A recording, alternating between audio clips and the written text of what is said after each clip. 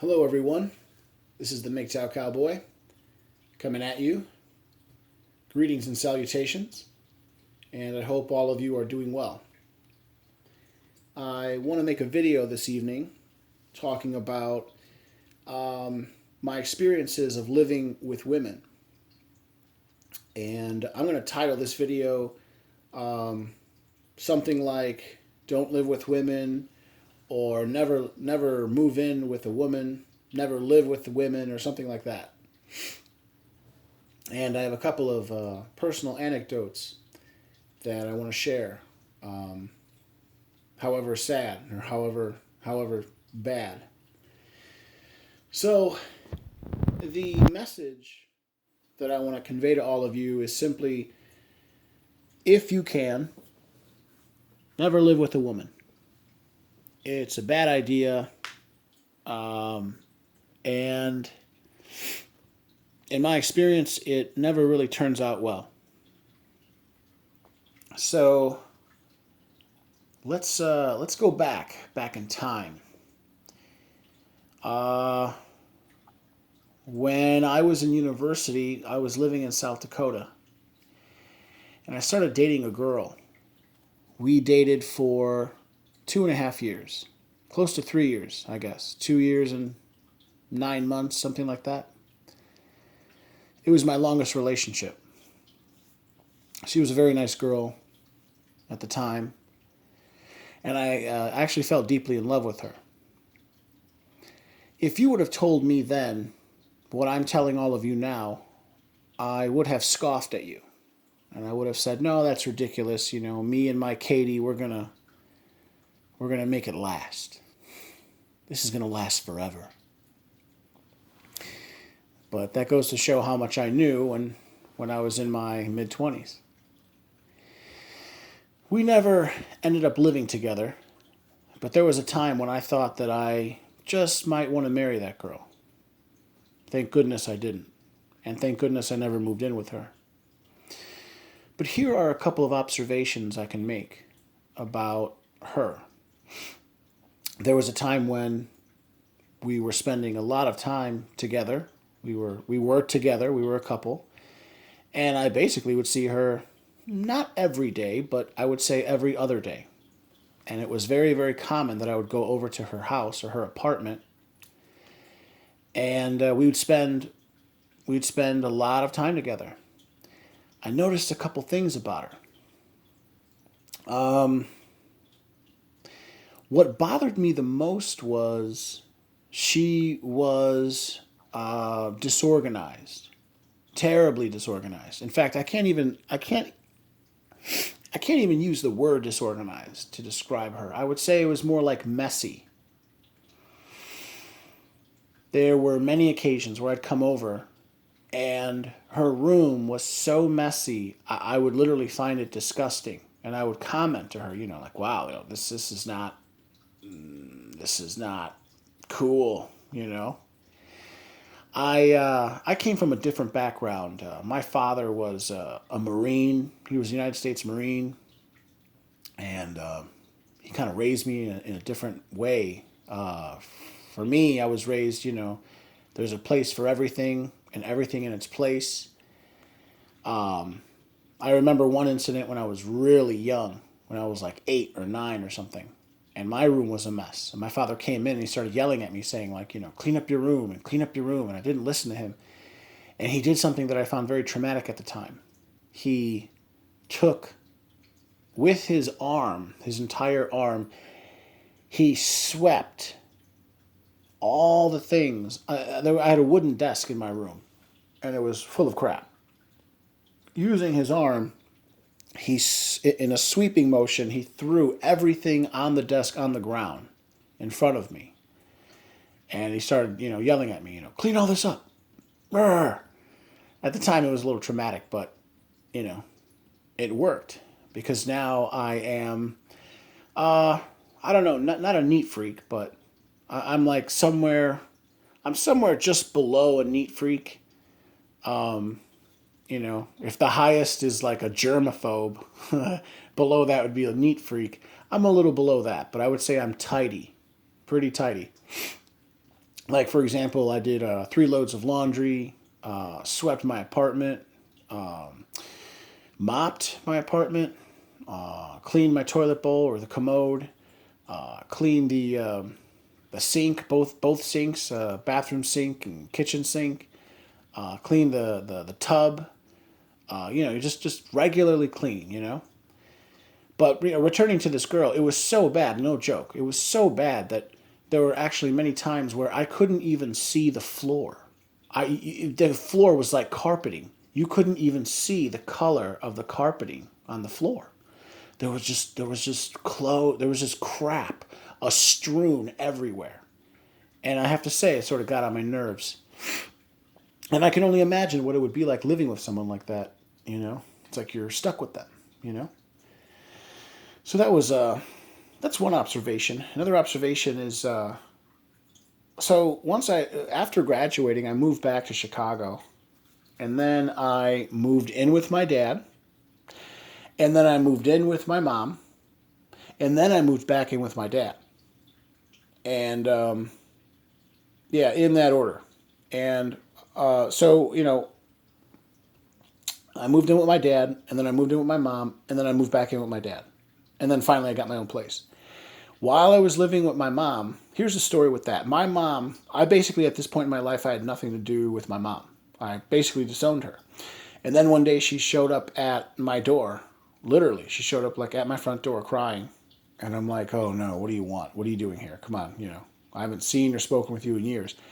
And then she recounts to me that she is living with my oldest sister and her husband and their 2 kids, and how she feels like she's not welcome there anymore, and how she wants me to come and live with her, and she has some money saved up and she wants to buy a house and I can come and live with her, and I don't have she at the time was telling me I don't have to pay any rent and all this. And I told her, Mom, you have a history of lying, of saying one thing and doing another. I don't know if I could trust you. She's like, yeah, no, you can trust me. You can trust me. Bad idea. Bad idea. It's one of the worst experiences of my life. Here's what happened. So I told her, listen, I'm not willing to live with you if you buy a house. You have to meet some of my conditions. And she agreed to them. She actually agreed to, I think, all of them. She even bought the exact property I told her to buy. I told her I'm not willing to live with her if she buys a house, and that she has to buy a multi-unit investment property, because I knew in the back of my head she's going to need money to pay not the rent, the mortgage.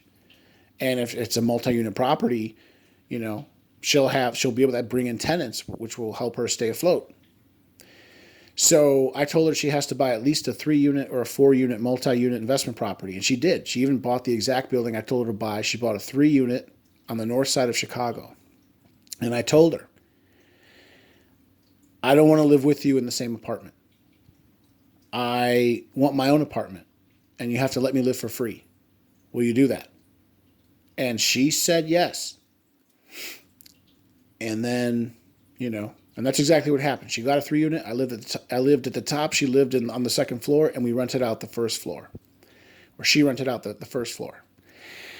But I noticed very quickly things devolved into a very, very, extremely, extremely dysfunctional and abusive environment. I cannot even begin to tell you. I can't remember in chronological order how it all happened, but here's what ended up happening. She immediately, once I got in there and I was living under her roof, she immediately started to change rules around. She started to become extremely abusive. She would yell at me and scream at me. Wow, I don't even know where to start. It's all a mix. If I thought about it really hard, I could probably give you kind of a chronological breakdown of what happened first. And well, it got to the point where she would yell and scream all the time. She smashed in every single window I had. I caught her one time with tools in her hand, and almost immediately afterwards, the standing washer and dryer that I bought and installed with my dad. We installed it. It somehow flooded, and it flooded the entire back porch. And of course, she blames me for that, but I know that, I literally caught her red-handed with tools in her hand, messing around with the washer and the dryer. So she must have been messing around with it, and in hopes that I don't know that it would flood, and then she has another reason to blame me. And she kicked in both my front and back doors multiple times. She would change the locks on the garage. I had a car at the time. I still have a car now, the same car. I, at the time, was working deliveries, and I needed my car to go to work. She would change the lock on the garage door so that I could not get access to my car.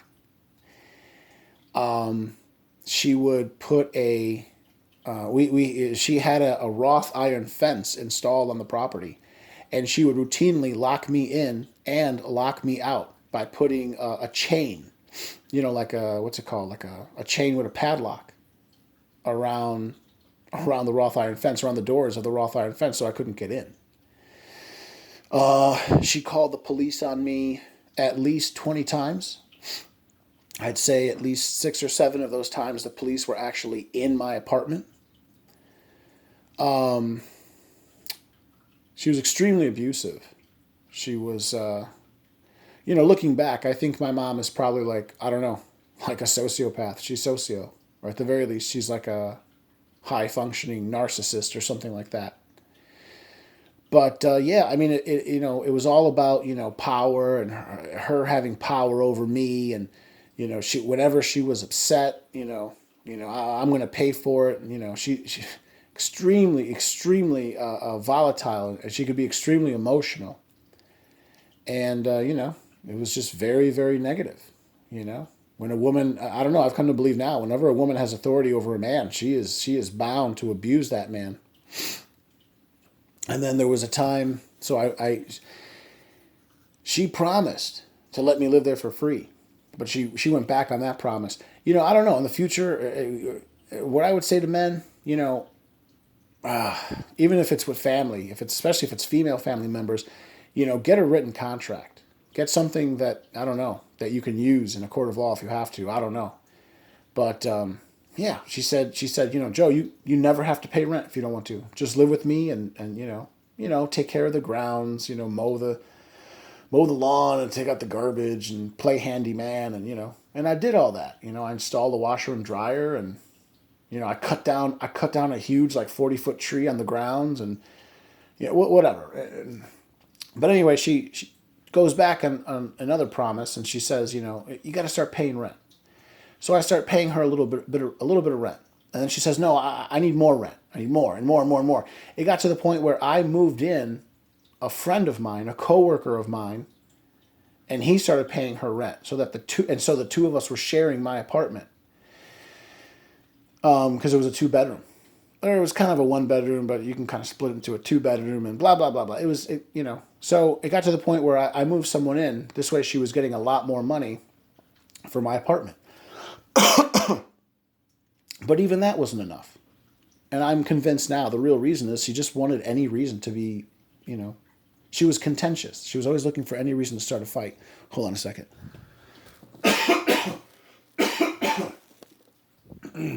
Excuse me. And then, she leaves me high and dry. I essentially become homeless.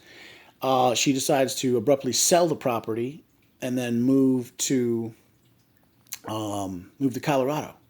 To move back in with my sister, her husband, and their 2 children. And just, out of nowhere, she comes up to me and says, Joe, I need to talk with you. I'm like, yeah, what? And she's like, yeah, I'm selling the property, and you got 30 days to move out. And I'm like, what? She's like, yeah, sorry. And I was like, oh my God. So long story short, I ended up moving back in with my dad. And my stepmother was, again, very abusive towards me. She was always very abusive towards me. She was abusive towards my sisters. She cheated on my dad. She cheated on my dad multiple times with multiple different men. I don't understand how my father stays with her, but it ended up becoming just unbearable. Finally, I moved out. And I can tell you honestly, from my experience, living with women in any capacity where they have authority over you is going to be bad. It's not going to be enjoyable. They are. It's like women take pleasure in abusing men, some sort of special pleasure. So I don't know why that is. You know, I'm not a psychologist, but if I were to analyze women, I would say that to a certain extent, women feel intimidated by men. Imagine walking around and like, you know, half the population is anywhere between, you know, 4 and 10 inches taller than you. You know, you're gonna feel small. And maybe you'll feel a little bit better if you can exact, you know, what you see as revenge on them, and they oppressed you, or I don't know, whatever. But yeah, from my experience, you know, women living with women is probably not a good idea. So I'd recommend against it. And I know it's real hard, especially for young men, you know, because you start life out with no skills. You can't just go and get a job, you know, and also you need to develop the umph, the that go get 'em attitude, that hunger, that desire, that generative principle about what you care about, the motivation, let's say, you know. Men need to develop that motivation and confidence to go out and strike out on their own. All the while, in my opinion, from my experience, the women around you are constantly trying to tear you down. So it's like this double whammy. But I know it's hard, but what I recommend to young men is do what it takes to get out on your own. It ends up being worth it. And yeah, I've never actually I have lived with other men. Living with other men presents its own problems as well, but it is easier, I'd say overall. It is easier. So yeah. Anyway, that's it. Basically, don't live with women. It's a living nightmare, and do what it takes to strike out on your own, and you'll be happier for it. So I'll leave it at that. Again, gentlemen, if you like my videos, please like, please share, please comment, please subscribe, and I'll leave it at that. All right, gentlemen, this is the Mgtow Cowboy. Mgtow up. Bye now.